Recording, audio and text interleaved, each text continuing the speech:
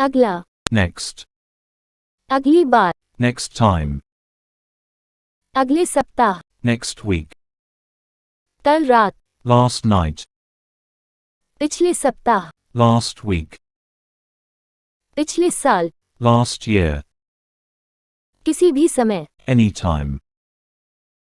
हर समय, every time, देर, late, जल्दी, early, उतने समय के लिए, for the time being, हमेशा के लिए, forever,